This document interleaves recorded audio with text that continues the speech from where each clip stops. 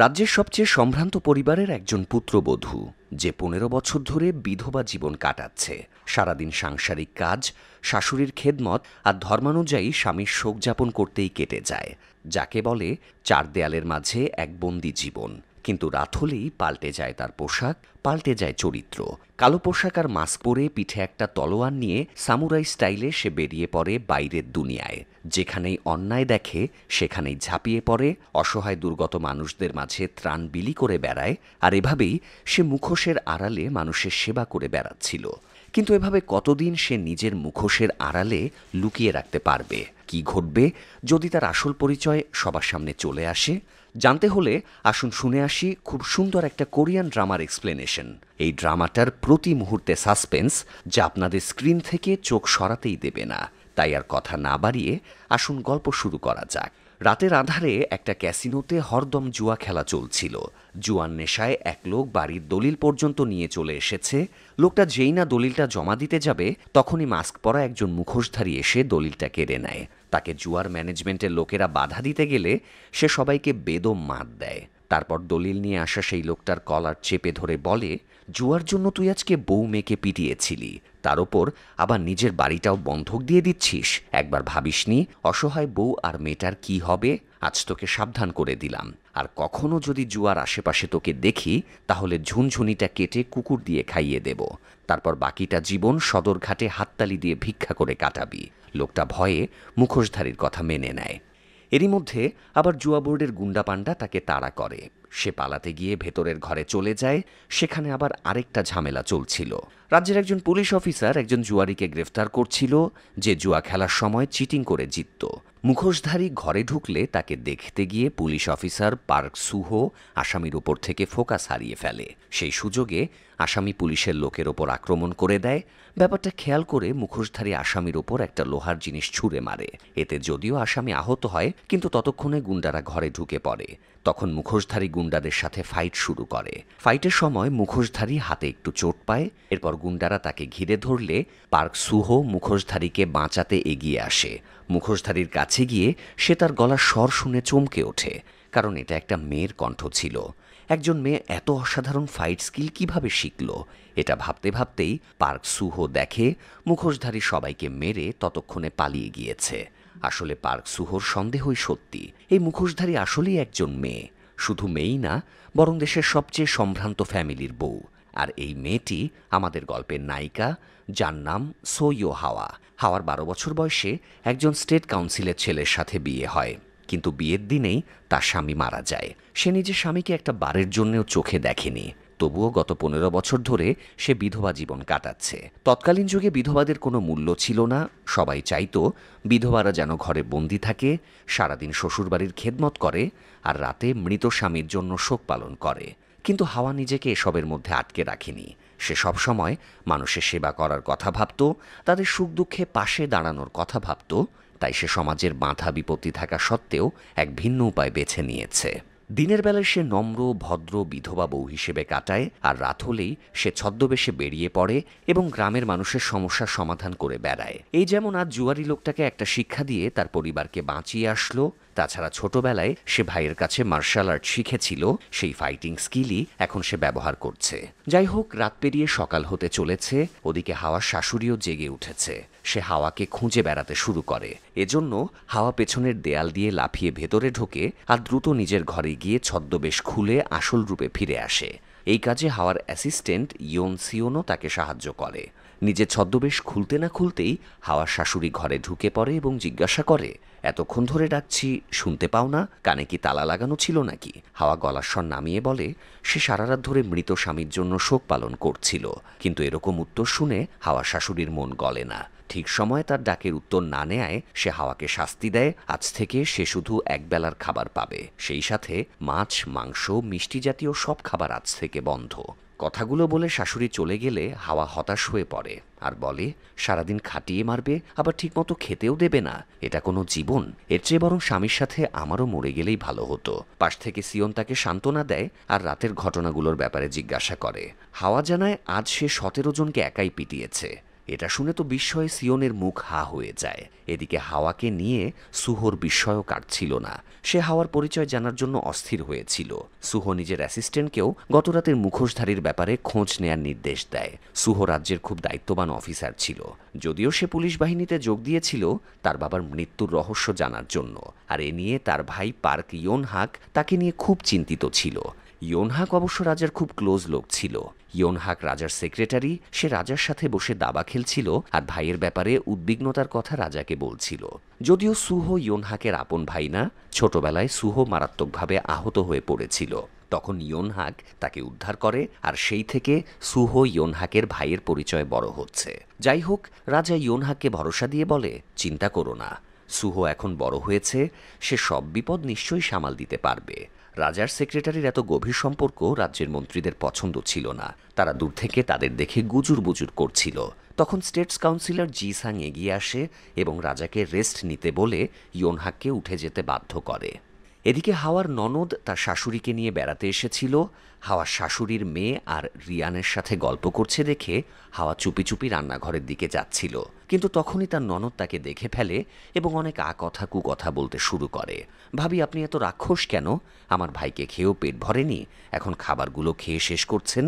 মা আপনাকে 2 বেলা না খেয়ে থাকতে বলেছে, এতটুকু খিদেও আপনার সহ্য হয় না? আরও অনেক কথা সে বলতেই থাকে। অবশ্য হাওয়া আগে থেকেই কানের ভেতরে তুলা দিয়ে রেখেছিল যাতে ননদের কথা তার কানে না ঢোকে। ননদের বকাবকি শেষ হলে হাওয়া কানের তুলো খুলে ফেলে, আর তখনই ননদ পেছন থেকে বলে ওঠে, আমার ভাইয়ের সাথে আপনিও মরে গেলেন না কেন? কথাটা হাওয়ার কানে ঢুকতেই সে আপসেট হয়ে পড়ে। সে মন খারাপ করে ঘরে যাচ্ছিল, তখন তার নিম নামের একটা ছোট মেয়ের সাথে দেখা হয়। নিম একটা সুন্দর ফুল তোলা রুমালে করে হাওয়ার জন্য 2টো ফল নিয়ে এসেছে। সে খুশি হয়ে হাওয়ার কানে কানে বলে তার বাবা জুয়া খেলা ছেড়ে দিয়েছে এবং কাজ শুরু করেছে। সেই আনন্দেই নিম হাওয়াকে ফল দিতে এসেছে। হাওয়া খুশি হয়ে ফল 2টো নেয়। তার খুব আনন্দ লাগছিল, কারণ সেই ছোট মেয়েটির মুখে হাসি ফুটাতে পেরেছে।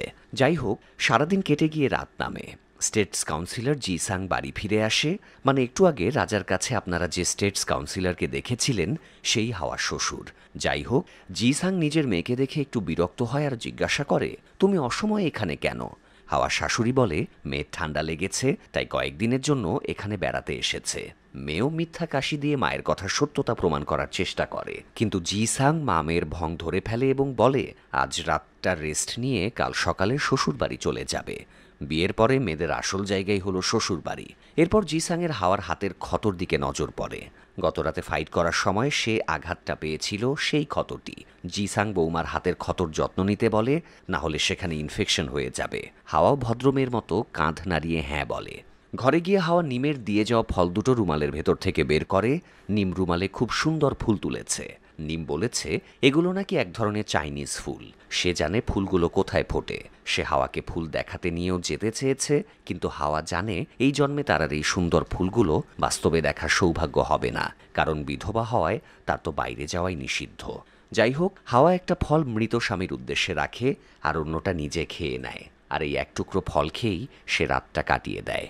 পরের দিন সকালে হাওয়ার শাশুড়ির কাছে একজন হোটেল মালিক লেডি জাংয়ের দাওয়াত আসে। লেডি জাং এলাকার সব সম্ভ্রান্ত মহিলাদের তার বাড়িতে দাওয়াত করেছে। হাওয়ার শাশুড়ি হাওয়াকেও রেডি হতে বলে, সে তাকেও দাওয়াতে নিয়ে যাবে। এটা শুনে হাওয়া খুব খুশি হয় এবং খুব উৎসাহের সাথে রেডি হতে শুরু করে।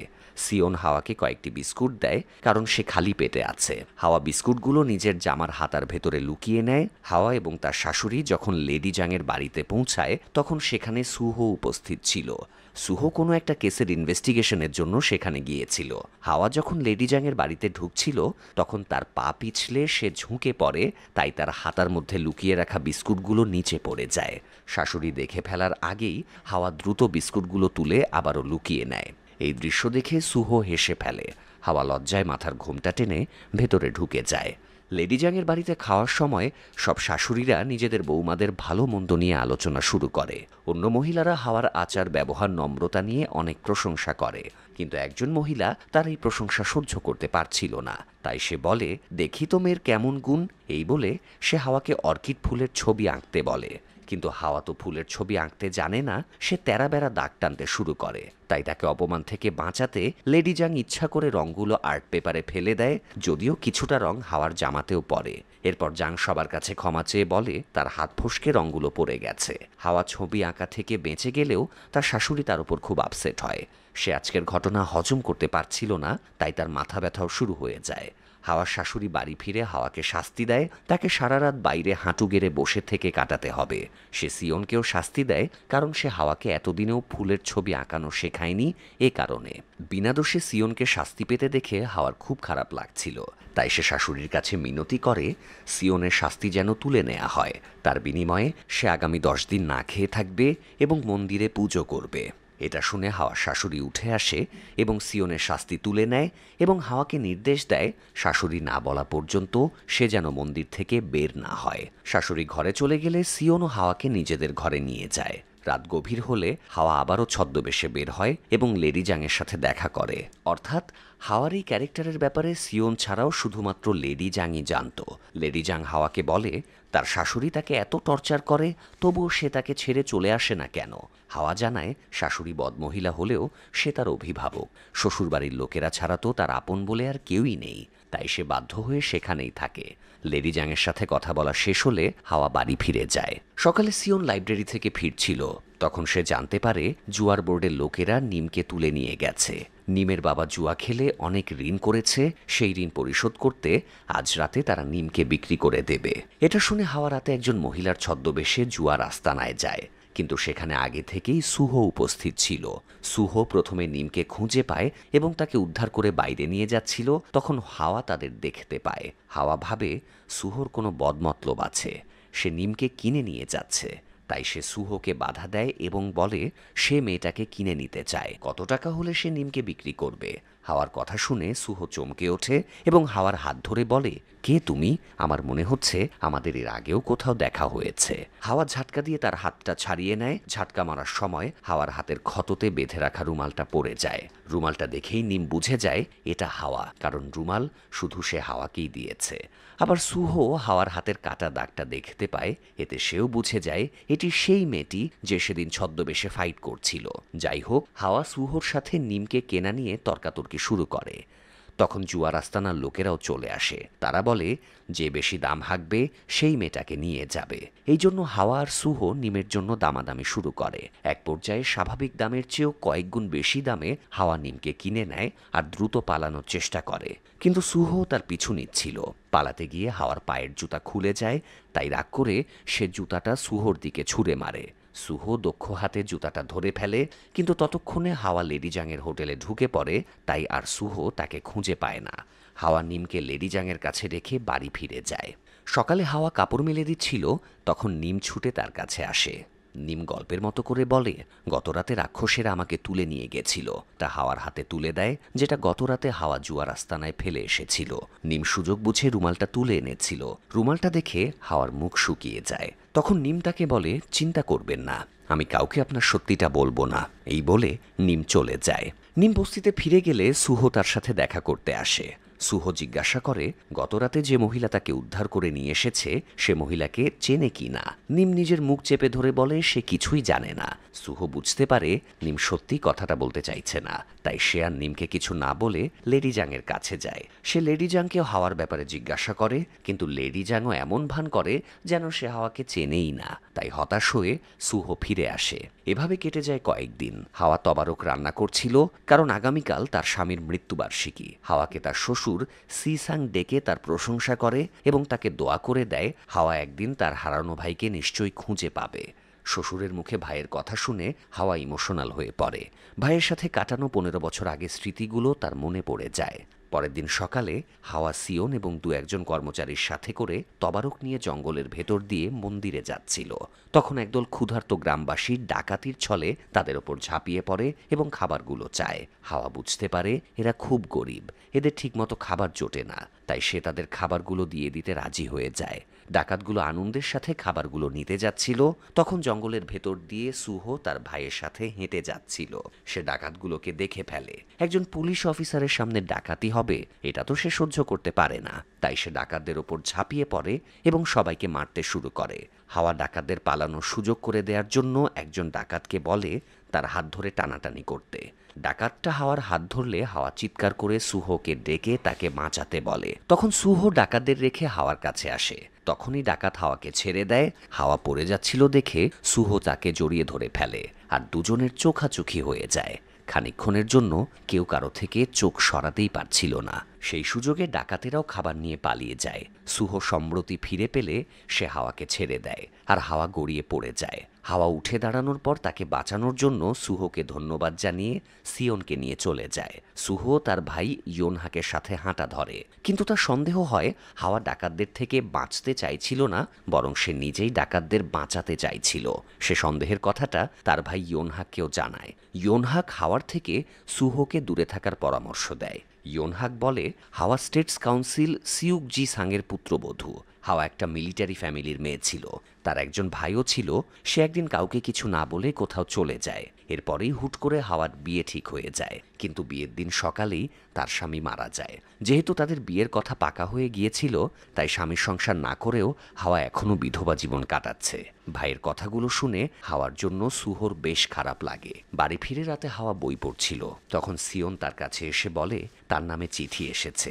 চিঠিগুলো পড়ে হাওয়া হতভম্ব হয়ে যায়, কারণ চিঠিতে লেখা ছিল, আমি জানি তুমি রাতের বেলা মাস্ক পরে অন্যায়কারীদের শাস্তি দিয়ে বেড়াও, কিন্তু এদেশে অপরাধীর জন্য আইন আছে, পুলিশ আছে, এগুলো সব পুলিশের কাজ। তাই এরপর থেকে যদি তুমি পুলিশের কাজে বাধা হয়ে দাঁড়াও তাহলে আমি তোমাকে গ্রেফতার করব। আর তুমি যে পেইন্টিংটা চুরি করেছ সেটাও শীঘ্রই ফেরত দেবে। হাওয়া কিছুদিন আগে অর্থমন্ত্রীর বাড়ি থেকে একটা পেইন্টিং চুরি করে এনেছিল, কারণ অর্থমন্ত্রী এই দুর্লভ পেইন্টিংটা হাতানোর জন্য একজন নিরীহ কর্মচারীকে অন্যায়ভাবে মারধর করেছিল। কিন্তু তার এই পেইন্টিং চুরির কথা অফিসার জেনে গিয়েছে, এটা ভেবে সে আরও বেশি অবাক হয়ে যায়। হাওয়া আর সিওন দুজনেই ধরে নেয় এই চিঠিগুলো নিশ্চয়ই সুহো পাঠিয়েছে, কারণ সে ছাড়া তো হাওয়ার কাছাকাছি আর কেউই আসার সুযোগ পায়নি। হাওয়া চিঠিগুলো আগুনে পুড়িয়ে ফেলে যাতে আর কেউ তার সত্যিটা না জেনে যায়।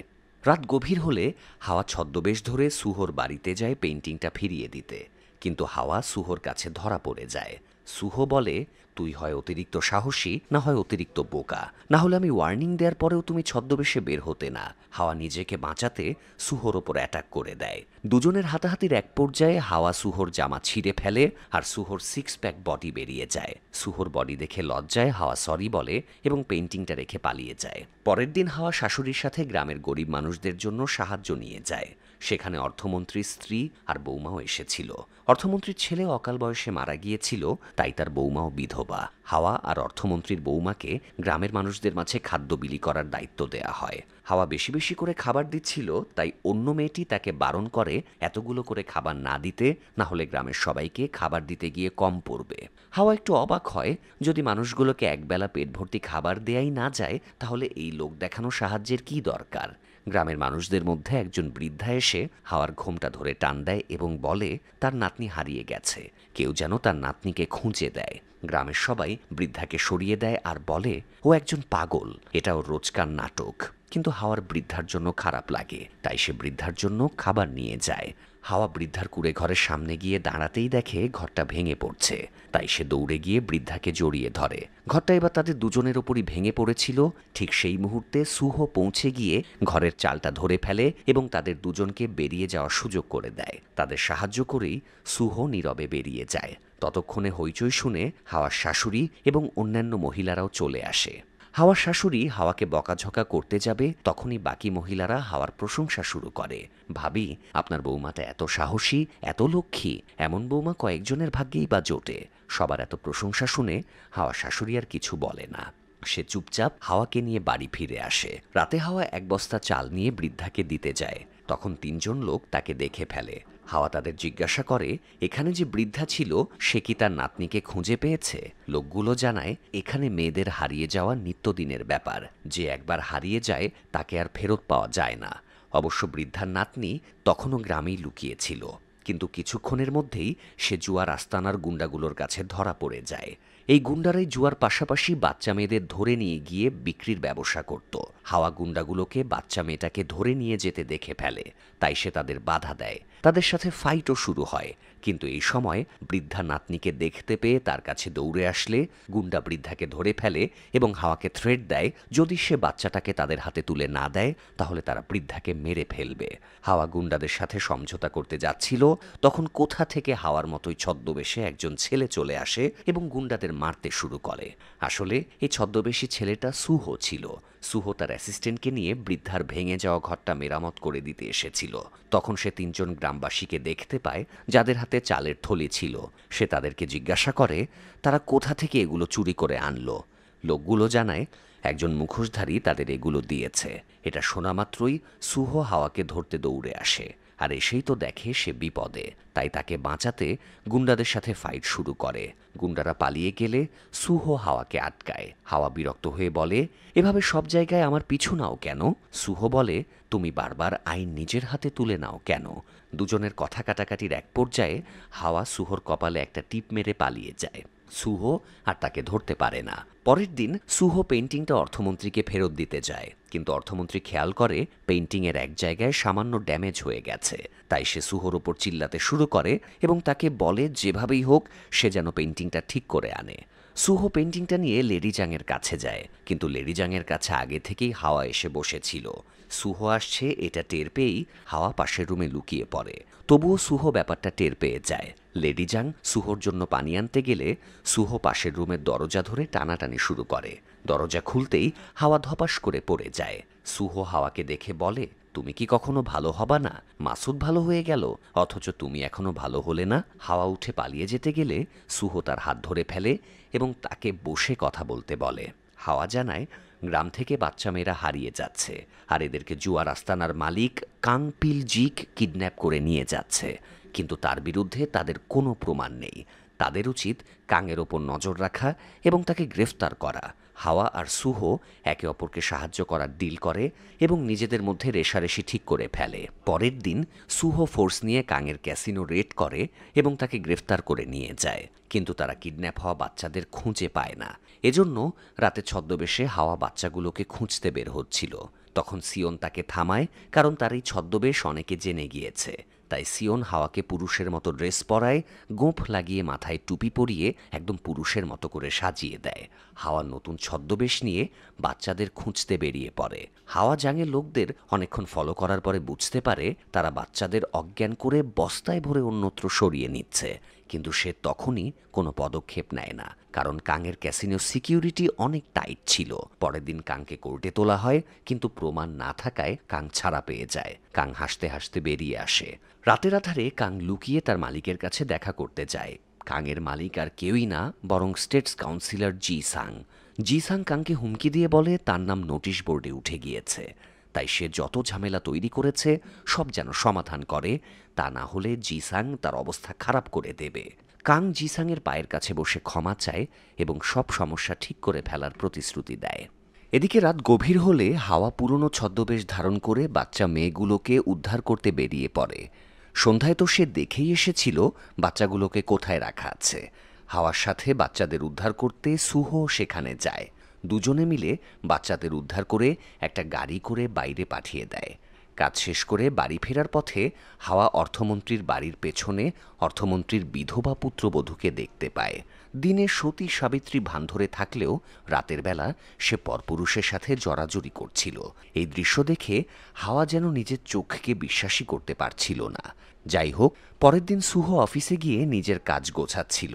তখন বড় অফিসার চিল্লাতে চিল্লাতে এসে বলে, গতরাতে অর্থমন্ত্রী খুন হয়েছে, তাদের এখনই ইনভেস্টিগেশনের জন্য যেতে হবে।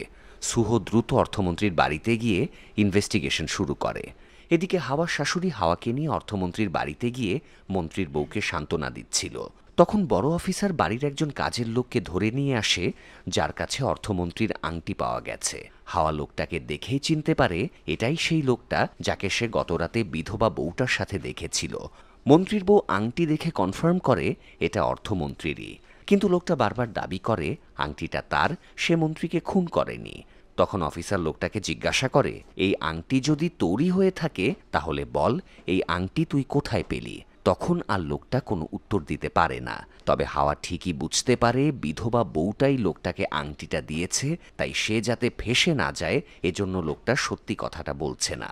হাওয়া সবার সামনে সত্যিটা তুলে ধরার চেষ্টা করে, কিন্তু সে পারে না। তবে সুহ বুঝে যায় হাওয়া নিশ্চয়ই এই কেসের ব্যাপারে কিছুটা হলেও জানে। এদিকে অর্থমন্ত্রীর বউও বুঝে যায় তার বৌমার মাধ্যমেই আংটিটা কাজের লোকের কাছে পৌঁছেছে, তাই সে বৌমাকে একটা ঘরে আটকে রাখে আর তাকে একটা ছুরি দিয়ে বলে তার কলঙ্কের কথা সবাই জেনে যাবার আগেই যেন সে আত্মহত্যা করে নেয়। পরের দিন কৌশলে হাওয়া খাবার দেবার নাম করে অর্থমন্ত্রীর বাড়িতে যায় এবং বিধবার সাথে দেখা করতে চায়, কিন্তু মন্ত্রীর বউ হাওয়াকে বিধবার সাথে দেখা করার সুযোগ দেয় না। সন্ধ্যায় মন্ত্রীর বউ মন্ত্রীর কামরায় ঢোকে আর স্বামীর শোক পালন করতে গিয়ে হেসে ফেলে। আসলে খুনটা তো সেই করেছে। গতরাতে মন্ত্রী প্রচুর মদ খেয়ে ফেলেছিল। সেই সুযোগে মহিলা স্বামীকে কিছু একটা খাইয়ে দেয়, যার ফলে মন্ত্রীর বুকে ব্যথা শুরু হয় এবং ছটফট করতে করতে মারা যায়।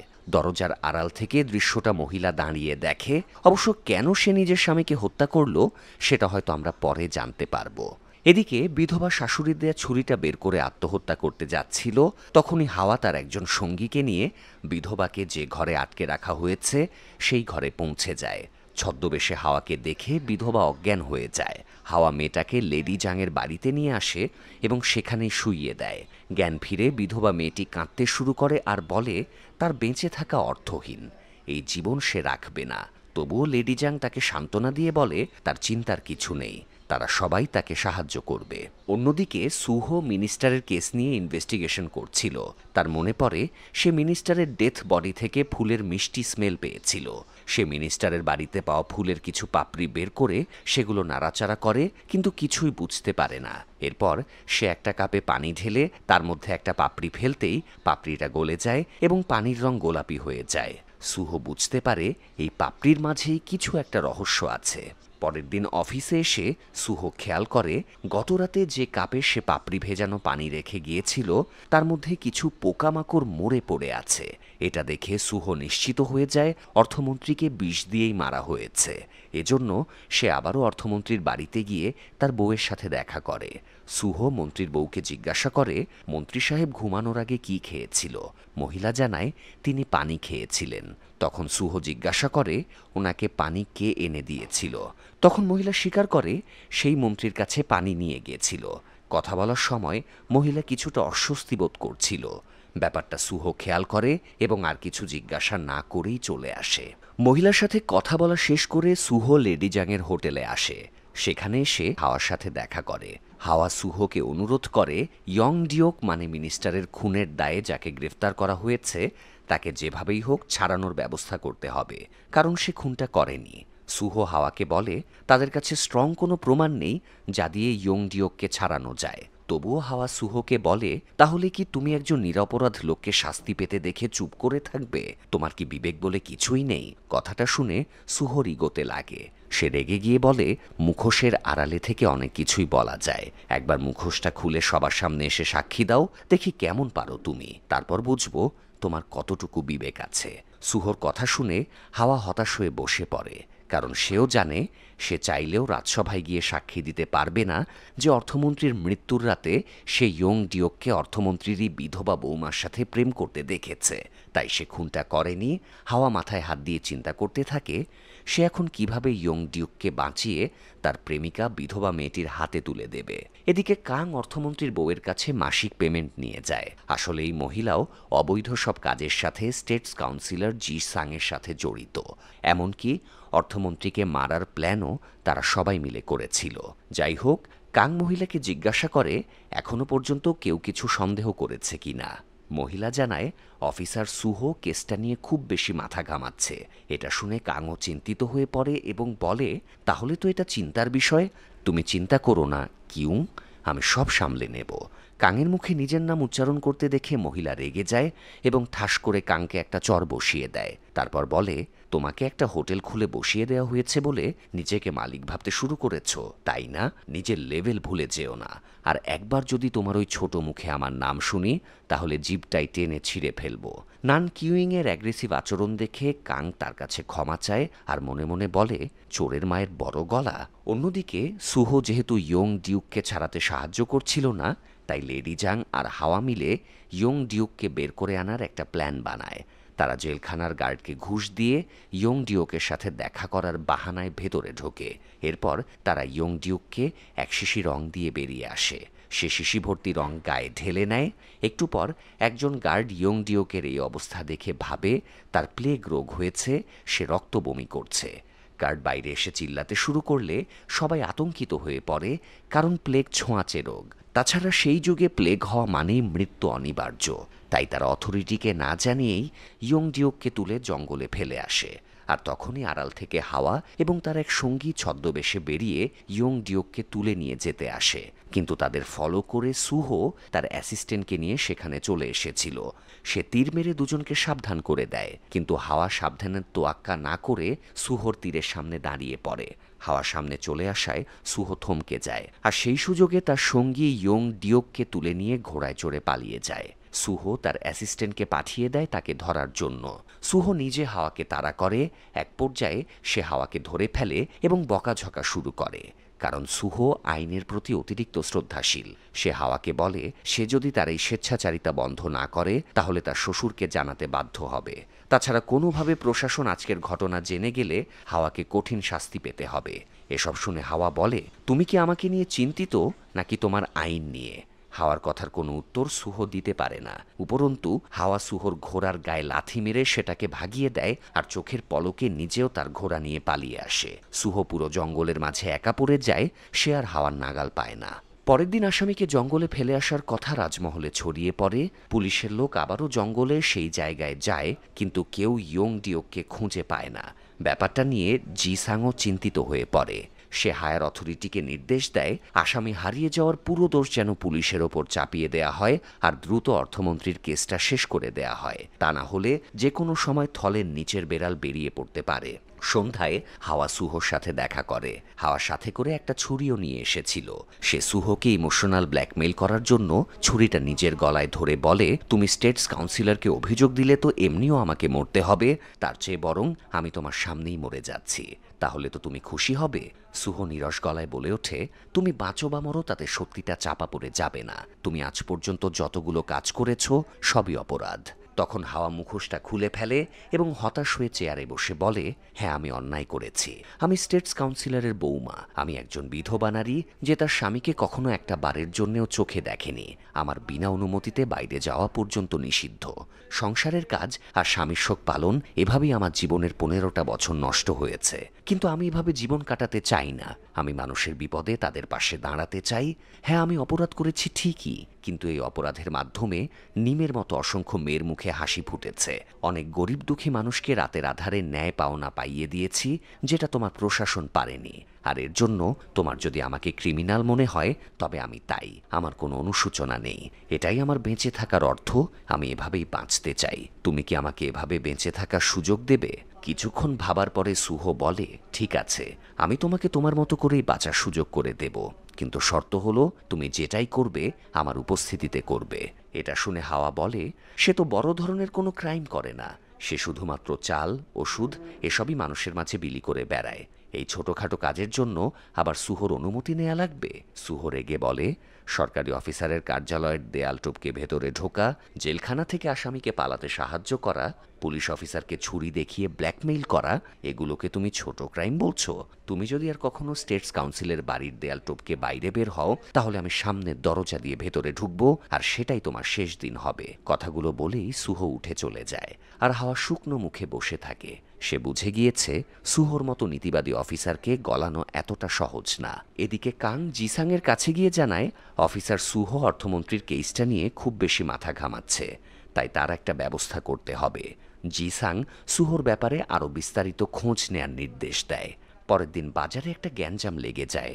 শহরে একজন নতুন লোক এসে দোকান খুলেছে। বিনা অনুমতিতে দোকান খোলায় তাকে কাংয়ের লোকজন মারধর করে।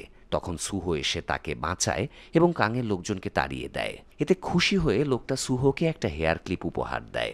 সুহো বলে, মেয়েদের ক্লিপ নিয়ে সে কি করবে? তখন লোকটা জানায়, এটা তোমার প্রেমিকাকে দিও। সুহো অবাক হয়ে ভাবে, প্রেমিকা আবার কই পেলাম আমি? এদিকে রাজ্যসভাতে গিয়ে জিসাংয়ের ইয়োনহাকের সাথে দেখা হয়ে যায়। সে ইয়োনহাককে রাতে তার বাড়িতে খাওয়ার জন্য ইনভাইট করে।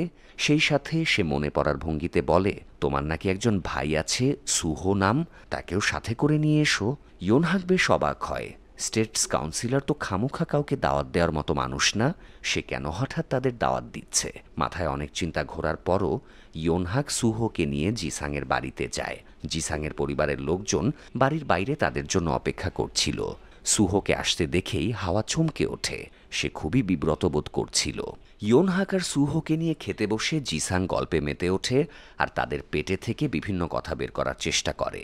গল্পের এক পর্যায়ে সুহো বিরক্ত হয়ে যায় এবং একটু ঘুরে আসার বাহানায় বাইরে চলে যায়। কিছুক্ষণ পর হাওয়া এসে শ্বশুরের দরজায় কান পাতে আর শোনার চেষ্টা করে ভেতরে কি কথাবার্তা চলছে। আসলে সে ভয় পাচ্ছিল সুহো আবার তার নামে শ্বশুরের কাছে নালিশ করতে এসেছে কিনা, কিন্তু সে তো আর জানত না সুহো এখন ঠিক তার পেছনেই দাঁড়িয়ে আছে। পেছন থেকে সুহো হাওয়াকে ডাক দিতেই সে চমকে ওঠে, পা স্লিপ করে প্রায় পড়েই যাচ্ছিল। তখন সুহো তাকে ধরে ফেলে। সুহোর কাছ থেকে নিজেকে ছাড়িয়ে নিয়ে হাওয়া জিজ্ঞাসা করে, তুমি এখানে কি করছো? সুহো আবার উল্টে বলে, সেটা তো আমারও প্রশ্ন, তুমি এখানে কি করছো আর দরজায় কান পেতে কি শুনছো? হাওয়া বলে, শোনার চেষ্টা করছিলাম তুমি আমার শ্বশুরকে আমার নামে নালিশ করছো কিনা। সুহো মজা করে বলে, এখনো করিনি, তবে তুমি চাইলে এখনই নালিশ করতে পারি। এটা শুনে হাওয়া বলে, শোনো, আমাকে যদি অকালে মরতে হয় তাহলে আমি ভূত হয়ে আবারও ফিরে আসব। তারপর তোমাকে বাঁশঝাড়ের মাথায় তুলে নিয়ে গিয়ে ঘাড় মটকে দেব। পাজি ছেলে কোথাকার। এটা বলে হাওয়া নিজের ঘরে চলে যায়। হাওয়া ঘরে গিয়ে দেখে কেউ একটা বইয়ের ভেতরে চিরকুট রেখে গিয়েছে। চিরকুটে লেখা আছে, যদি তোমার ভাইয়ের ব্যাপারে জানতে চাও তাহলে আগামী 5 দিনের ভেতর যে তোমার সাথে দেখা করতে আসবে তাকে এই বইটা দিয়ে দিও। হাওয়া চিরকুটের অর্থ বুঝতে পারে না, তাই সে লেডিজাংয়ের কাছে গিয়ে চিরকুটটা দেয়। লেডিজাং সেটা ভালো করে পড়ার আগে দরজায় সুহো এসে কড়া নাড়ে। সুহো ভেতরে এসে হাওয়াকে দেখে অবাক হয়ে জিজ্ঞাসা করে, সে এখানে কি করছে? হাওয়া জানায়, এই হোটেলে তারও শেয়ার আছে, তাই সে যখন ইচ্ছে তখন এখানে আসার অধিকার রাখে।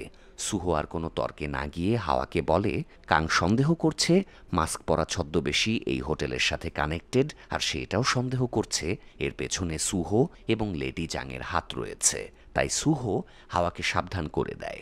হাওয়া জানায় 7 বছর আগে কাং লেডি জাংকে হত্যা করার চেষ্টা করেছিল, তবে হাওয়া লেডি জাংকে বাঁচিয়েছিল।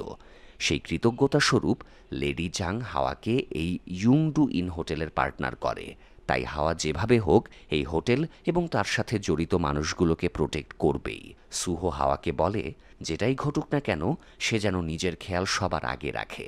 তাদের কথা বলার সময় বাজারে আসা সেই নতুন দোকানদার লেডি জাংকে খোঁজার অজুহাতে ভেতরে ঢুকে পড়ে আর তাদের এক ঝলক দেখে নেয়। সুহো হাওয়াকে এমনভাবে জড়িয়ে ঢেকে নেয় যেন সে তার বউ। দোকানদার আরেক ঝলক ভেতরে তাকিয়ে বলে, চালিয়ে যাও গুরু, এই বলে সে চলে যায়। এরপর হোটেল থেকে বেরিয়ে এসে সুহো খবর পায় তার ভাই ইয়োনহাক তাকে জরুরি দরকারে লাইব্রেরিতে ডেকেছে। সুহো লাইব্রেরিতে গেলে ইয়োনহাক লাইব্রেরির একটা সিক্রেট চেম্বার খুলে সুহোকে ভেতরে নিয়ে যায়। সুহো বেশ অবাক হয়, সে নিজেও কখনো এই সিক্রেট চেম্বারটা দেখেনি। সুহো দেখে ভেতরে একজন লোক দাঁড়িয়ে আছে। এই লোকটা আর কেউই না, বরং স্বয়ং রাজা নিজেই। সুহো রাজার সামনে বসে তাকে সম্মান প্রদর্শন করে। রাজা জিজ্ঞাসা করে, সুহো, অর্থমন্ত্রীর হত্যার পেছনে কাকে সন্দেহ করছে? সুহো জানায় সে অর্থমন্ত্রীর বউ নান কিউংকে সন্দেহ করছে। রাজা কথাটা সহজে বিশ্বাস করতে না চাইলেও সুহো তাকে কারণগুলো খুলে বলে। সব শুনে রাজা বলে, সুহো কেসটাকে যতটা সহজ মনে করছে কেসটা তার চেয়েও অনেক বেশি কঠিন। এই কেসের আড়ালে এমন অনেক লোক রয়েছে যারা এতটাই সাংঘাতিক যে যে কোনো সময় সুহো নিজের প্রাণ হারাতে পারে। রাজা সুহোকে এই কেস থেকে সরে যেতে বলে, কিন্তু সুহো বলে যে সে এই কেসের শেষ দেখা না পর্যন্ত ইনভেস্টিগেশন চালিয়েই যাবে। রাজা সুহো দৃঢ়তা দেখে সন্তুষ্ট হয় এবং তাকেও ইয়োনহাকের মতো সিক্রেট এজেন্ট হওয়ার অফার দেয়। সুহো রাজার কথা মেনে নেয়। রাজা চলে গেলে সুহো ইয়োনহাকের সাথে আলোচনায় বসে। ইয়োনহাক সুহোকে জানায় 15 বছর আগে বর্তমান রাজার বাবা রাজা ছিলেন। তিনি এক রাতে ইয়োনহাককে জরুরি তলব করেন এবং বলেন ওনার জীবনে হয়তো আজকেই শেষ দিন, তাই ওনার কিছু হলে যেন সে ক্রাউন প্রিন্সকে প্রোটেক্ট করে। সেই সাথে রাজা এটাও সন্দেহ করেন সেনাপতির ফ্যামিলি অর্থাৎ সুহোর বাবার ওপরেও হয়তো অ্যাটাক হতে পারে। তাই রাজা ইয়োনহাককে নির্দেশ দিয়েছিল সুহোর ফ্যামিলিকেও প্রোটেক্ট করতে। কিন্তু ইয়োনহাক সুহোর বাড়িতে পৌঁছানোর আগেই সুহোর পুরো পরিবার শেষ হয়ে যায়। শুধু সুহো আহত হয়ে পড়েছিল, তাই ইয়োনহাক তাকে নিয়ে পালিয়ে আসে। আর সেই থেকে সুহো আজ পর্যন্ত বর্তমান রাজার নজরেই রয়েছে। সুহো সব শুনে বলে সে অর্থমন্ত্রীর কেসের পাশাপাশি নিজের পরিবার এবং প্রাক্তন রাজার মৃত্যুর ইনভেস্টিগেশনও চালাবে। ইয়োনও তাকে সাহায্য করার প্রতিশ্রুতি দেয়। এদিকে হাওয়ার বারবার সুহোর সাথে কাটানো মুহূর্তগুলো মনে পড়ছিল। তার ভাবনা জুড়ে শুধুই সুহোর চিন্তা ঘুরপাক খাচ্ছে। সে কিছুতেই নিজের ভাবনাগুলোকে মন থেকে সরাতে পারছিল না। সে উঠানে দাঁড়িয়ে ছটফট করছিল।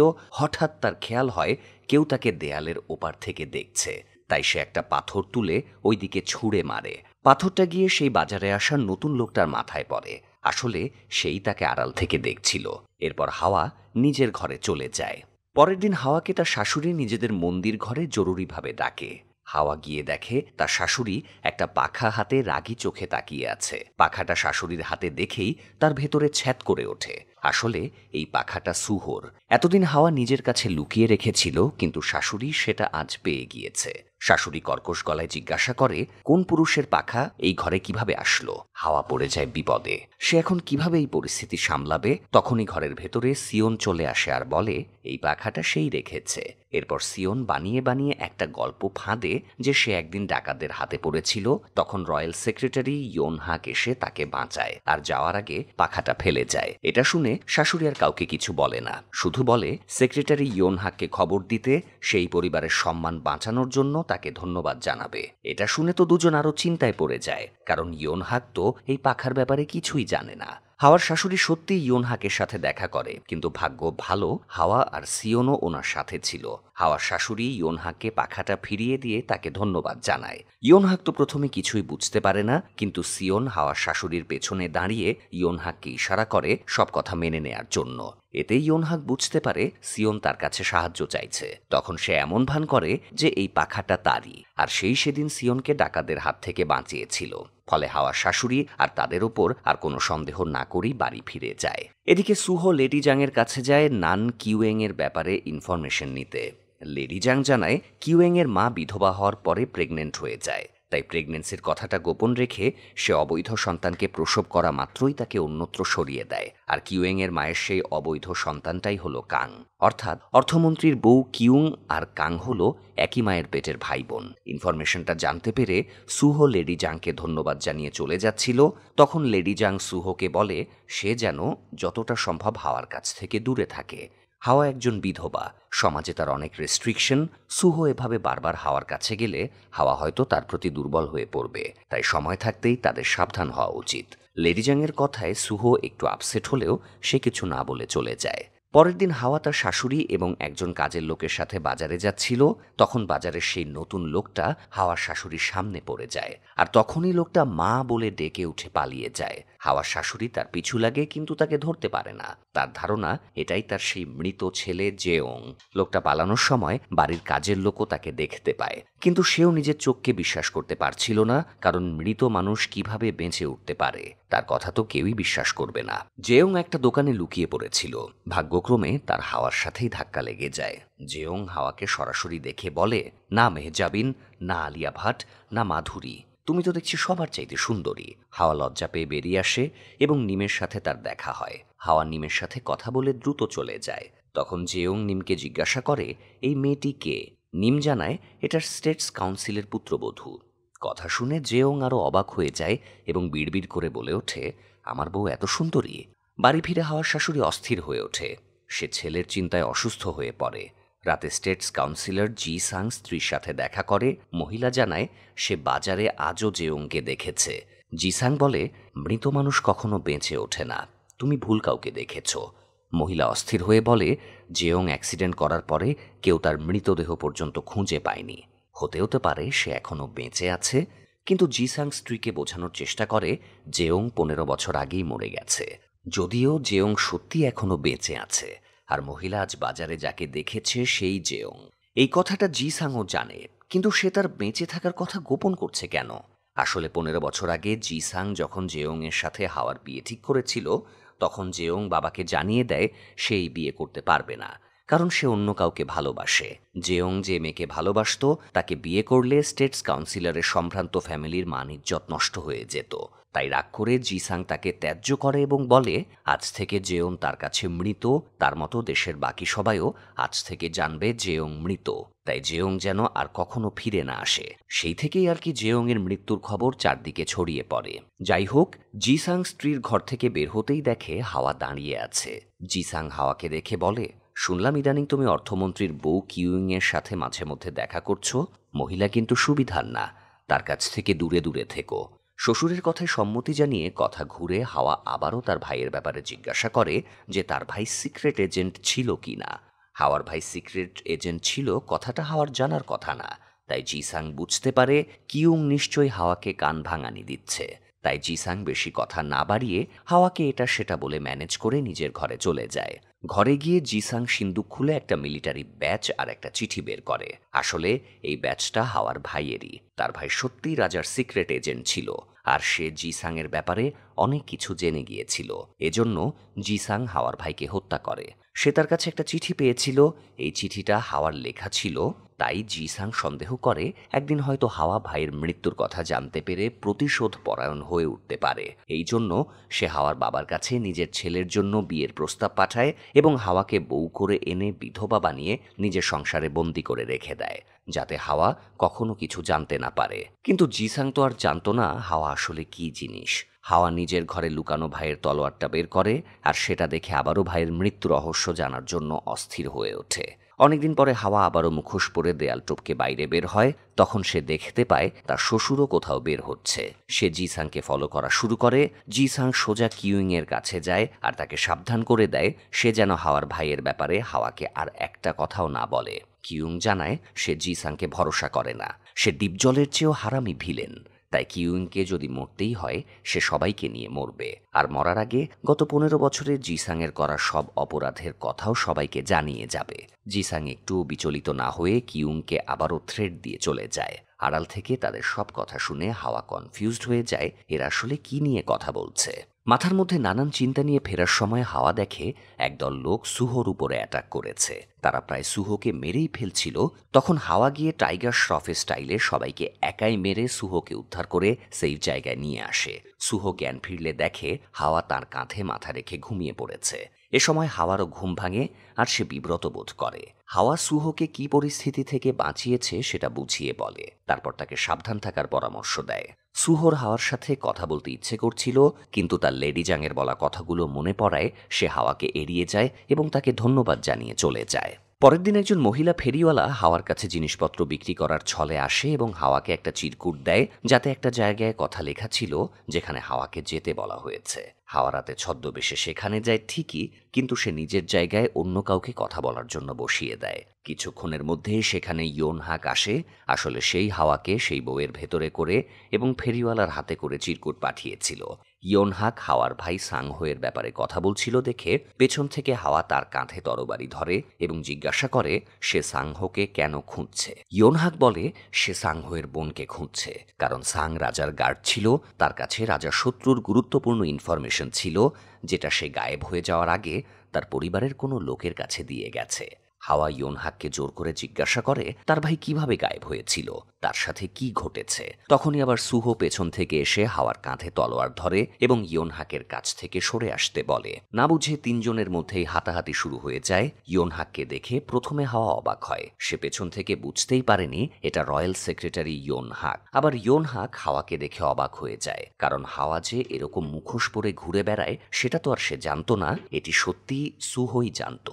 ইয়োনহাক ভাবে মুখোশধারী হয়তো কোনো ইনফরমার, তাই সে আক্রমণ করতে চায়, কিন্তু সুহো ভাইকে বাধা দেয় আর সেই সুযোগে হাওয়া পালিয়ে যায়। তারপর ভাইকে রেখে সুহো হাওয়ার পিছু নেয়, আর ইয়োনহাক ভাবনায় পড়ে যায় মুখোশধারীটা কে, তার সাথে সুহোর কি সম্পর্ক, আর জিসাং এর বৌমা হাওয়াই বা গেল কোথায়। এদিকে হাওয়া পালিয়ে লেডি জাং এর হোটেলে ওঠে। সুহো তার পেছনে সেখানে যায়। তারপরে সুহো তার নিজের সিক্রেট হাওয়াকে জানিয়ে দেয় যে সে প্রাক্তন রাজার সেনাপতির ছেলে। তার পরিবারকে নৃশংসভাবে মেরে ফেলা হয়েছিল, তাই সে পরিবারের মৃত্যুর তদন্ত করতেই এখানে এসেছিল। তার পালিত ভাই ইয়োনহাকও তাকে এই কাজে সাহায্য করছে। এসব শুনে হাওয়া বলে সে কিউইং এর কাছে শুনেছে সেনাপতির পরিবার যেদিন মারা গিয়েছে সেদিন থেকেই তার ভাই নিখোঁজ। তাহলে হতে পারে এই দুটো কেসেরই সমাধান একটি অপরটির সাথে জড়িয়ে। এজন্য হাওয়া প্রস্তাব দেয় তাকেও তাদের সাথে যুক্ত করে নিতে। এতে তারা তিনজনে মিলে তাদের শত্রুকে খুঁজে বের করবে। সুহো হাওয়ার কথা মেনে নেয় এবং তাই ভাইয়ের সাথে দেখা করতে যায়।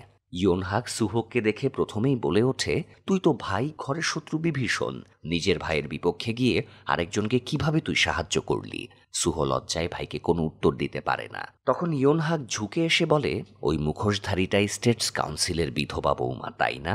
এটা শুনে সুহো চমকে যায়। তার ভাই এত সহজে সত্যিটা বুঝে যাবে সে ভাবতেই পারেনি। প্রথমে সুহো হাওয়ার ব্যাপারটা গোপন করার চেষ্টা করে, কিন্তু যখন দেখে ইয়োনহাক হাওয়ার ব্যাপারটা নিয়ে একদম শিওর হয়ে গেছে, তখন সে সত্যটা স্বীকার করে নেয় এবং বলে সে হাওয়ার সাথে তার দেখা করার ব্যবস্থা করে দেবে, আর হাওয়াও এখন থেকে তাদের হয়েই কাজ করবে। ইয়োনহাকও সুহোর কথাতেই কিছুটা আশ্বস্ত হয়। পরের দিন স্টেটস কাউন্সিলরের বাড়ির কাজের লোক বং বাজারে গিয়ে আবারও জেয়ংয়ের দেখা পেয়ে যায়। বং চিৎকার করে দিয়ে ওঠার আগেই জেয়ং তাকে সরিয়ে নিয়ে যায়। জেয়ংকে জীবিত দেখে বং আবেগে প্রচুর কান্না করে। সে জেয়ংকে জানায় কিভাবে তার মৃত্যুর সংবাদে সবাই শোকার্ত হয়ে পড়েছিল, তার মা কত কষ্ট পাচ্ছে, কিভাবে হাওয়া 15 বছর ধরে বিধবা জীবন কাটাচ্ছে। সবকিছু শোনার পরে জেয়ং খুবই অনুতপ্ত হয়ে ওঠে। সে বাবার সাথে দেখা করার সিদ্ধান্ত নেয়। জেয়ং বাড়ি গিয়ে দেখে তার মা মন্দিরে যাচ্ছে। বাড়ির সামনে তার বাবাও দাঁড়িয়ে ছিল।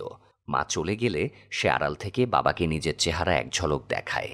এতে জিসাং জেয়ংয়ের সিগন্যাল বুঝতে পেরে বাগানে গিয়ে তার সাথে দেখা করে এবং জিজ্ঞাসা করে এত বছর পর সে আবার ফিরে এলো কেন।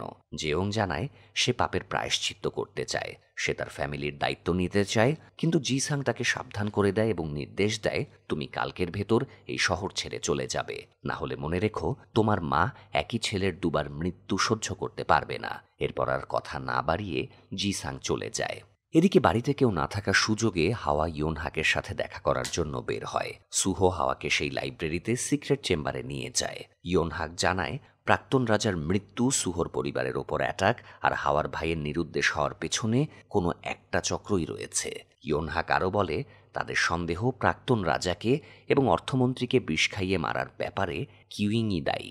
আর এসব কিছুর পেছনে যে প্রধান কলকাঠি নাড়ছে সে হলো হাওয়ার শ্বশুর স্টেটস কাউন্সিলর জিসাং। কথাটা শুনে হাওয়া একদম শকড হয়ে যায় আর জিজ্ঞাসা করে ওনার বিরুদ্ধে তাদের কাছে কি প্রমাণ আছে। ইয়োনহাক জানায় তাদের কাছে অনেক প্রমাণ আছে, আর তার মধ্যে একটা প্রমাণ হাওয়া নিজেই। কারণ দেশে এত মেয়ে থাকতে জিসাং হাওয়ার সাথেই নিজের ছেলের বিয়ে কেন ঠিক করলো? আর হাওয়ার যখন বিয়ে ঠিক করা হয় তখন অলরেডি হাওয়ার ভাই নিরুদ্দেশ। এই 15 বছর ধরে জিসাং হাওয়াকে নিজের বাড়িতে বিধবা বানিয়ে আটকে রেখেছে, যাতে জিসাং হাওয়ার ভাইকে ধরতে পারে। সব কথা শুনে হাওয়া কাঁদতে শুরু করে এবং তখনই উঠে বেরিয়ে যায়। ফেরার পথে হাওয়ার বারবার মনে পড়ছিল যাকে সে পিতৃ সমতুল্য মেনে এসেছে, সে তাকে এতগুলো বছর ধরে কিভাবে তার ভাইকে খুঁজে দেবার নাম করে প্রতারণা করে এসেছে। হাওয়ার পুরো দুনিয়াটা ওলটপালট লাগছিল। কাঁদতে কাঁদতে সে বাড়ি ফিরে আসে। এদিকে জিসাং কাংকে ডেকে বলে কিউইংয়ের খুব ডানা গজিয়েছে, সে যে কোনো সময় তাদের সত্যিটা প্রকাশ করে দিতে পারে।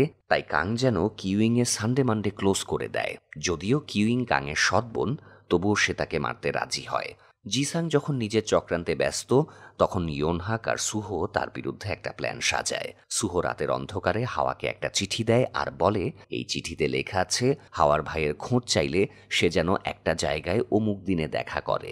এই চিঠিটা যেন হাওয়া তার শ্বশুরকে দেয়। চিঠিটা পড়লেই তার শ্বশুরের অবস্থা ময়ে ময়ে হয়ে যাবে। হাওয়া পরের দিন সকালে চিঠিটা জিসাংকে দেয় আর বলে সে উঠানে চিঠিটা কুড়িয়ে পেয়েছে। চিঠিটা পড়ে সত্যি জিসাংয়ের চেহারাই পাল্টে যায়। সে হাওয়াকে বলে এসব ব্যাপারে সে যেন মাথা না ঘামায়, হয়তো কেউ তার ক্ষতি করার জন্যই এই চিঠি পাঠিয়েছে। হাওয়াকে সব উল্টাপাল্টা বুঝিয়ে জিসাং অস্থির হয়ে চলে যায়। এদিকে জেয়ংও জিসাংয়ের অবস্থা আরও খারাপ করে দেয়। সে সোজা মন্দিরে গিয়ে তার মায়ের সাথে দেখা করে। ছেলেকে দেখে মা ভূত দেখার মতো চমকে ওঠে আর তাকে জড়িয়ে ধরে আবেগে কাঁদতে শুরু করে। অন্যদিকে কাং কিউইংয়ের বাড়িতে যায় এবং তাকে গলায় ফাঁস দিয়ে হত্যার চেষ্টা করে। কিন্তু কাংয়ের উপর সুহোর আগে থেকেই নজরদারি ছিল, তাই তার গতিবিধি টের পেয়ে সুহো সেখানে চলে যায়। ফলে কিউইংকে আধমরা করে রেখেই কাং পালিয়ে যায়। কিউংকে উদ্ধার করা হয়ে গেলে সুহো জিসাংয়ের বাড়িতে যায়। জিসাং আবারও তখন হাওয়ার সাথে কথা বলছিল। সে হাওয়াকে নির্দেশ দেয় সে যেন আগামী 3 বছর তার স্বামীর কবরে গিয়ে শোক পালন করে। শ্বশুরের নির্দেশের ব্যাপারে প্রশ্ন তোলার আগেই বাইরে থেকে জিসাংয়ের ডাক পড়ে। জিসাং বাইরে এলে সুহো তাকে জানায় কেউ জানালা ভেঙে কিউইং এর বাড়িতে ঢুকে তাকে মার্ডার করার চেষ্টা করেছে। তাই সরকারি লোক হিসেবে পুলিশ জিসাং এর বাড়িতে পাহারার ব্যবস্থা করছে। যদিও সুহো এই ব্যাপারটা গোপন করে যায় যে কাঙই মহিলাকে মারার চেষ্টা করছিল, যাতে জিসাং বুঝতে না পারে তার ব্যাপারে সুহো অনেক কিছু জেনে গিয়েছে। রাতে ছদ্মবেশে হাওয়া মিটিং এর জন্য বের হয়। রাস্তায় ইয়োনহাক তাকে রিসিভ করে। যাবার পথে ইয়োনহাক হাওয়াকে জিজ্ঞাসা করে তার আর সুহোর মাঝে কি সম্পর্ক, তারা কি বন্ধু, পরিবার নাকি লাভার। প্রশ্ন শুনে হাওয়া একটু দ্বিধায় পড়ে যায়। সত্যিই তো, তাদের মধ্যে আসলে কি সম্পর্ক। একটু ভেবে হাওয়া বলে তারা হয়তো বন্ধু। হাওয়ার উত্তর শুনে ইয়োনহাক মুচকি হেসে ফেলে। এটা দেখে হাওয়া বিব্রত বোধ করে। তারা লেডি জাংয়ের বাড়িতে গিয়ে মিটিংয়ে বসে। হাওয়া জানায় তার শ্বশুর তাকে স্বামীর শোক পালনের নামে দূরে পাঠাতে চাইছে, যাতে সে হাওয়াকে সহজে মেরে ফেলতে পারে। কিন্তু হাওয়া বলে সে যে কোনো বাহানায় এখানে থাকার চেষ্টা করবে। তারা সবাই হাওয়াকে এখানে থাকার বাহানা খুঁজতে সাহায্য করার প্রতিশ্রুতি দেয়। এরপরে সবাই মিটিং শেষ করে চলে গেলেও সুহো হাওয়ার সাথে থেকে যায়। সে হাওয়াকে নিয়ে চিন্তিত ছিল। এটা বুঝতে পেরে হাওয়া বলে, আমি জানি তুমি আমাকে নিয়ে চিন্তিত। ইয়োনহাক আমাকে জিজ্ঞাসা করেছিল তোমার আর আমার মাঝে কি সম্পর্ক।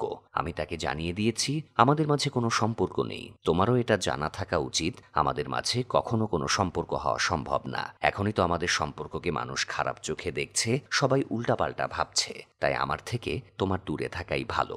হাওয়ার কথা শুনে সুহো বেশ আপসেট হয়। তার চোখে পানি চলে আসে। সে ছলছল চোখে বলে, তোমার আমার সম্পর্ক নিয়ে একজনও উল্টাপাল্টা ভাবেনি, কেউ খারাপ চোখেও দেখেনি। তবুও তুমি চিন্তা করো না, তোমার সম্মানহানি হওয়ার মতো কিছুই আমি করব না। কথাগুলো বলে সুহো চলে যায়। পরের দিন কিউইং এর জ্ঞান ফিরলে হাওয়া সরাসরি তার সাথে দেখা করে এবং বলে সে তার ব্যাপারে অনেক কিছুই জেনে গিয়েছে। তাই কিউইং যদি বাঁচতে চায় তাহলে সে যেন হাওয়াদের সাথে হাত মেলায় এবং সে জিসাং এর যত সিক্রেট জানে সব বলে দেয়। কিউং প্রথমে রাজি না হলে হাওয়া তাকে থ্রেট দেয় এবং ভাবার জন্য সময় দিয়ে চলে আসে। এরপর রাতে সুহো আর হাওয়া দুজনেই ছদ্মবেশে কাঙের ডেরাতে গিয়ে তাকে অ্যাটাক করে। তারা তরবারির মুখে কাংকে রেখে জেরা করে সে কার আন্ডারে কাজ করে। কিন্তু কাং উত্তর না দিয়ে ইনিয়ে বিনিয়ে বিভিন্ন কথা বলতে থাকে, আর সেই সুযোগে তার সঙ্গী ছুরি বের করে হাওয়াকে আঘাত করে। সুহো হাওয়াকে নিয়ে ব্যস্ত হয়ে পড়লে কাং সেই সুযোগে পালিয়ে যায়। এরপর সুহো হাওয়াকে লেডি জাংয়ের হোটেলে নিয়ে আসে এবং সেখানেই তার হাতে ব্যান্ডেজ করে দেয়া হয়। এদিকে বাড়িতে ঘটে যায় এক মহাকাণ্ড। জেওংকে সাথে নিয়ে তার মা বাড়ি ফিরে আসে।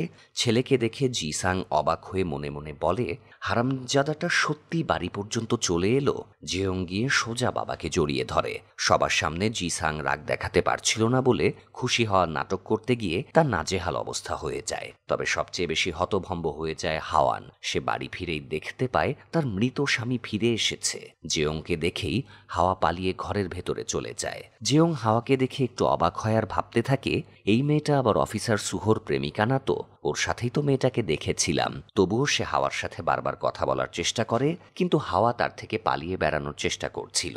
তবুও হাওয়ার শাশুড়ি তাকে বারবার জেওং এর কাছে পাঠিয়ে দিচ্ছিল। এদিকে হাওয়ার স্বামী ফিরে আসার কথাটা সুহোর কানে গিয়েও পৌঁছায়।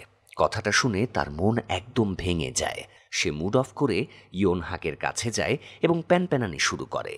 ইয়োনহাক তার দুঃখ বুঝতে পেরে তাকে ড্রিঙ্ক করতে দেয়। এত বড় ধাক্কা কখনো খেতে হবে সুহো সেটা ভাবতেই পারেনি। অন্যদিকে হাওয়া সবচেয়ে বড় ধাক্কা খায় রাতের বেলায়। সে ঘুমের প্রস্তুতি নিচ্ছিল, তখন তার শাশুড়ি এসে বলে, এখন তোমার স্বামী চলে এসেছে, তাই আর আলাদা ঘুমাতে হবে না।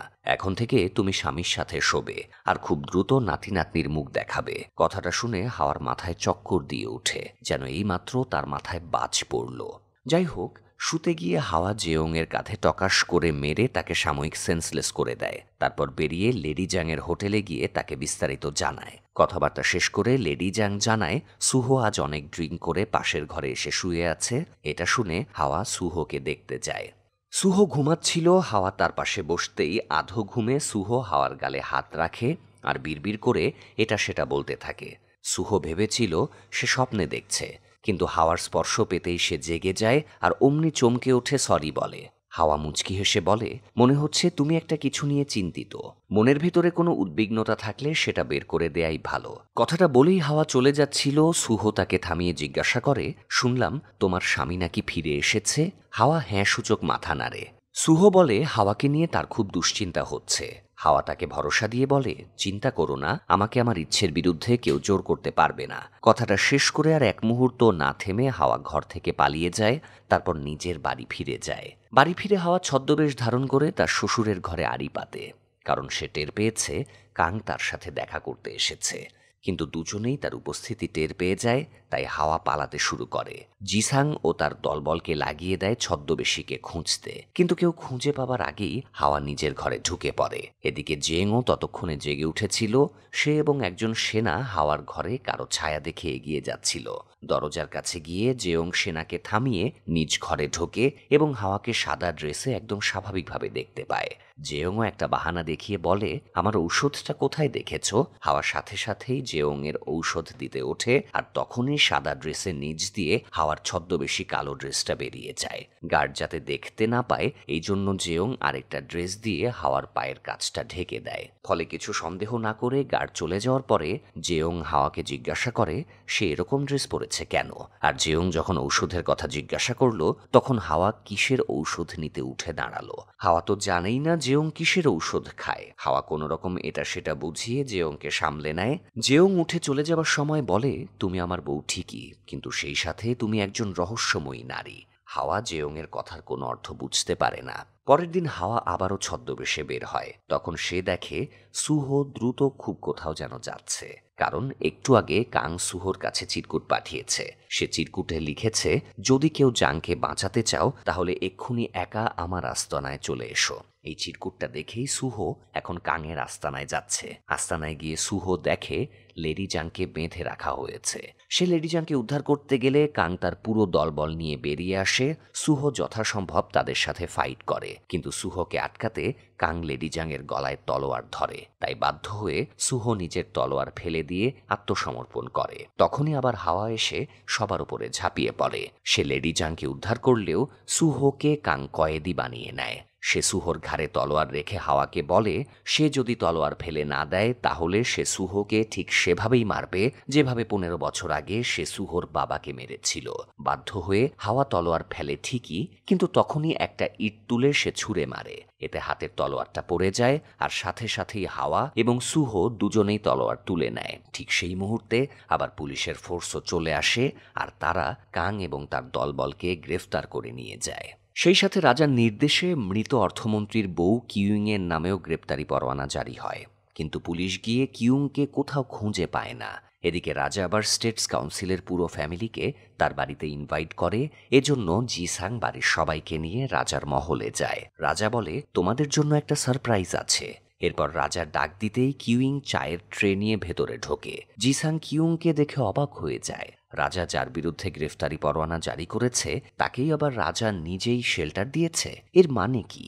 কিউং চায়ের সাথে সেই বিষাক্ত ফুলের পাপড়িও নিয়ে এসেছে।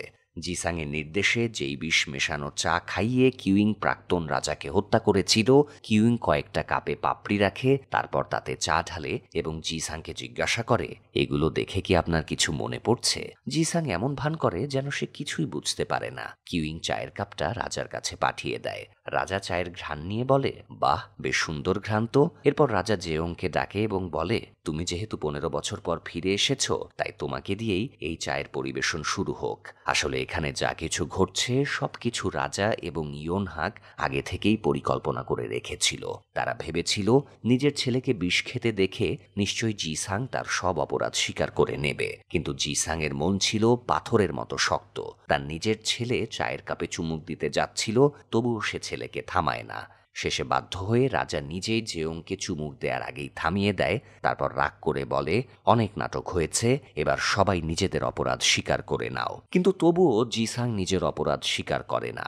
উল্টো সে চিৎকার করে বলতে থাকে, সব দোষ কিউংয়ের, সেই সব অপরাধ করেছে। সেই প্রাক্তন রাজাকে বিষ খাইয়ে মেরেছে, আবার নিজের স্বামীকেও সে বিষ খাইয়ে মেরেছে, তাই তাকে গ্রেফতার করা হোক। তখন কিউংও চিল্লাতে শুরু করে এবং বলে, হ্যাঁ, আমি অপরাধী, আমি অনেক অপরাধ করেছি, কিন্তু সবগুলো অপরাধী জিসাংয়ের নির্দেশে করেছি। সেই আমাকে খুনগুলো করতে বাধ্য করেছে। নিজের সাক্ষ্য দেয়া হয়ে গেলে কিউং হঠাৎই বিষ মেশানো এক কাপ চা ঢকঢক করে খেয়ে নেয়, আর সাথে সাথেই সে মুমূর্ষ হয়ে পড়ে। হাওয়া তাকে বাঁচাতে এগিয়ে যায়। তখন কিউং মৃত্যুর শেষ মুহূর্তে হাওয়াকে জানায় তার ভাই বেঁচে নেই, তাকে অনেক বছর আগেই জিসাং খুন করেছে। কথাটা শুনে হাওয়ার সারা জীবনের অপেক্ষার প্রহরে এক মুহূর্তে অন্ধকার নেমে আসে। সে কান্নায় ভেঙে পড়ে। রাজা সবাইকে বাড়ি চলে যাওয়ার নির্দেশ দেয়। সেই সাথে বলে সে শীঘ্রই সকল দোষীদের শাস্তির ব্যবস্থা করবে। সবাই চলে গেলেও রাজা জিসাং এবং ইয়োনহাক সেখানে থেকে যায়।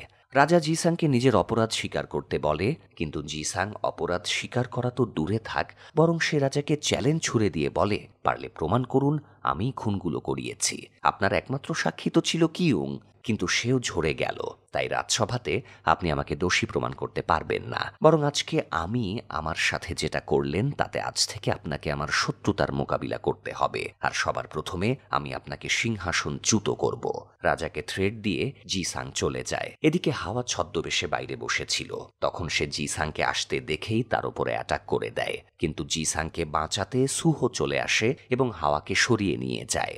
হাওয়া সুহোর ওপর রেগে যায়, কিন্তু সুহো তাকে বোঝায় আইন নিজের হাতে তুলে নেয়া কোনো সমাধান না। তুমি জিসাংকে হত্যা করলে তার আর তোমার মধ্যে কোনো পার্থক্য থাকবে না। সুহো বোঝানোর পরে হাওয়া শান্ত হয়। তারপর সে সুহোকে তার ভাইয়ের দেয়া সেই তলোয়ারটা দেখায়, যেটা তার ভাই মৃত্যুর কিছুদিন আগে তাকে দিয়েছিল। হাওয়া তলোয়ারটা নাড়তে নাড়তে হঠাৎ সেটার হাতলটা খুলে যায়, আর হাওয়া নলের মধ্যে দুটো চিরকুট আবিষ্কার করে। এর মধ্যে একটা চিরকুট ছিল হাওয়ার জন্য। ভাই হাওয়াকে লিখেছে, এই চিরকুটটা তুমি পেয়েছো মানে ধরে নাও আমি আর এই দুনিয়াতে নেই। তাই আমার একটা অসমাপ্ত কাজ তুমি করে দাও। তুমি দ্বিতীয় চিরকুটটা যেভাবেই হোক বর্তমান রাজার কাছে পৌঁছে দিও। হাওয়া দ্বিতীয় চিরকুটটা দেখে অবাক হয়ে যায়। সে সুহোকেও চিরকুটটা দেখায়। চিরকুটটা দেখে সুহোর মুখটাও হা হয়ে যায়। হাওয়া চিরকুটটা নিয়ে সোজা রাজার কাছে চলে যায় এবং সেটা রাজাকে দেয়। এই চিরকুটটা রাজার বাবা তার জন্য লিখে রেখে গিয়েছিল, যেটাতে বর্তমান রাজার উদ্দেশ্যে লেখা আছে জিসাং একজন দেশদ্রোহী, তাকে যেন শাস্তি দেয়া হয়, আর সে যেন একজন সৎ এবং আদর্শ রাজা হয়ে রাজ্যের সেবা করে। চিরকুট পরে রাজা কাঁদতে শুরু করে এবং বাবার উদ্দেশ্যে বলে সে অবশ্যই আদর্শ রাজা হয়ে দেখাবে। পরের দিন রাজদরবারের সকল মিনিস্টারদের ডাকা হয়। সেখানে জিসাং উপস্থিত ছিল। সবাই এসে গেলে সবার মাঝে সেই সিক্রেট তলোয়ারটা নিয়ে হাওয়া হেঁটে আসে। হাওয়াকে দেখে জিসাং ভূত দেখার মতো অবাক হয়। নম্র ভদ্র বাধ্যগত মেয়েটার এখানে আসার সাহস কিভাবে হলো ভাবতেই জিসাংয়ের মাথা খারাপ হয়ে যায়। যাই হোক, হাওয়া সবার সামনে বলে স্টেটস কাউন্সিলর তাকে 15 বছর ধরে বিধবা বানিয়ে নিজের ঘরে বন্দি করে রেখেছিল, যাতে তার সত্যিটা কখনো বেরিয়ে না যায়। এরপর হাওয়া তলোয়ারটা সবাইকে দেখিয়ে বলে এটা তার ভাই মরে যাওয়ার আগে তাকে দিয়ে গিয়েছিল। এটাই স্টেটস কাউন্সিলর জিসাংয়ের বিরুদ্ধে সবচেয়ে বড় প্রমাণ। এরপর হাওয়া তলোয়ারের সিক্রেট হাতল থেকে প্রাক্তন রাজার চিরকুটটা দেখিয়ে বলে এটাই প্রমাণ করে স্টেটস কাউন্সিলর প্রাক্তন রাজাকে বিষ খাইয়ে হত্যা করেছে। সেই সাথে সুহোর পরিবারকেও হত্যা করেছে। শুধু তাই না, হাওয়ানের ভাই সব সিক্রেট জেনে যাওয়ায় স্টেটস কাউন্সিলর তাকেও হত্যা করেছে। তাই হাওয়া উচ্চস্বরে বলে এই লোকটার কঠিনতম শাস্তি হওয়া উচিত। হাওয়ার কথা শুনে পুরো রাজদরবারে হইচই পড়ে যায়। সবাই জিসাংকে আঙুল তুলে জিজ্ঞাসা করে হাওয়ান যা বলছে সব সত্যি কিনা। জিসাং তবুও অনুতপ্ত না হয়ে সবাইকে উচ্চ গলায় বলে সে রাজ্যকে বাঁচানোর জন্য এসব করেছে, আর এর জন্য সে নিজেকে দোষী ভাবে না। জিসাংয়ের কথা শুনে হাওয়া বলে ওঠে বুঝতে পেরেছি, আপনাকে এভাবে দমানো যাবে না। এই বলে হাওয়া নিজের মাস্কটা পরে নেয় আর তলোয়ারটা অর্ধেক বের করে জিসাংয়ের সামনে পোজ দিয়ে দাঁড়ায়। এবার হাওয়াকে দেখে জিসাং এতটাই ঘাবড়ে যায় যে সে হোঁচট খেয়ে পড়ে যায়। এতদিন ধরে জিসাং যেই ছদ্মবেশীকে খুঁজে বেড়াচ্ছিল সে যে তার ঘরেরই বিধবা বৌমা, এটা শখ সে কাটিয়ে উঠতে পারছিল না। এরই মধ্যে আবার রাজা পেয়াদাদের জিসাংকে দেশদ্রোহিতার জন্য গ্রেফতার করার নির্দেশ দেয়। পরের দিন রাজকোর্টে রাজা রায় দেয় এতগুলো অপরাধের জন্য জিসাংয়ের কাছ থেকে রাজকীয় পদ কেটে নেওয়া হবে। এরপর তাকে 100টা চাবুক মেরে বিচ্ছিন্ন দ্বীপে নির্বাসনে পাঠানো হবে, যেখানে সে আমৃত্যু থাকবে। এই রায়ের মাধ্যমে জিসাংয়ের পর্ব শেষ হয়। এরপর কেটে যায় অনেক দিন। হাওয়া সিদ্ধান্ত নেয় সে জেয়ংকে ডিভোর্স দেবে। হাওয়ার সিদ্ধান্ত শুনে সিওন খুব আপসেট হয়। সে লেডি জাংয়ের কাছে আফসোস করে বলে হাওয়া এতগুলো বছর বিধবা হয়ে কাটালো, এখন আবার সে বাকিটা জীবন ডিভোর্সি হয়ে কাটাবে, এটা সে মানতেই পারছিল না।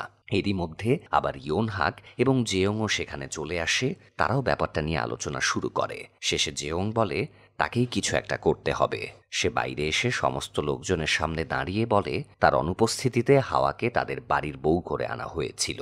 এতগুলো বছরে সে হাওয়ার একবারও খোঁজ নেয়নি, বরং সে বিদেশে গিয়ে নিজে বিয়ে করে সুখে সংসার করছিল। তাই হাওয়ার সাথে তার বিয়েটা একটা ফ্রড। এজন্য সে সবার সামনে চিৎকার করে হাওয়াকে নিজের জীবন থেকে মুক্ত করে দেয়। পরের দিন সকাল হতেই লেডি জাং সুহোকে একটা চিরকুট দেয়, যেটা হাওয়া লিখে রেখে নিরুদ্দেশ হয়ে গেছে। চিরকুটে লেখা ছিল, আমি আমার মতো করে ভালো থাকবো, আমাকে নিয়ে চিন্তা করো না। এরপরে হাওয়ার আর অনেকদিন কোনো খোঁজ থাকে না। হঠাৎ একদিন রাতে একজন সেপাই এসে সুহোকে খবর দেয় তারা একটা গ্যাংয়ের খোঁজ পেয়েছে যারা নারী পাচারের সাথে জড়িত। সুহো সাথে সাথেই গ্যাংটাকে ধরতে যায়, কিন্তু সে পৌঁছানোর আগেই সেখানে ছদ্মবেশী কেউ একজন পৌঁছে যায় আর কিডন্যাপারদের মারতে শুরু করে। এই ছদ্মবেশীটা কে তা নিশ্চয়ই দর্শক আপনারা বুঝে গিয়েছেন। হ্যাঁ, এটি আমাদের হাওয়া। ঘটনাস্থলে পৌঁছে সুহো হাওয়াকে চিনে ফেলে আর বলে, এবার কোথায় পালাবে জান? এই বলে সুহো হাওয়ার মাস্ক খুলে দেয়। হাওয়া হেসে বলে, খুব দ্রুতই চিনে ফেললে দেখছি। এই বলে দুজন দুজনের চোখের দিকে তাকিয়ে থাকতে থাকতেই ড্রামাটির হ্যাপি এন্ডিং ঘটে। দর্শক, আজকের ড্রামাটি আপনাদের কেমন লেগেছে? এরকম আরও ড্রামা পেতে চ্যানেলটি সাবস্ক্রাইব করে বেল আইকনটি প্রেস করে রাখুন। ধন্যবাদ।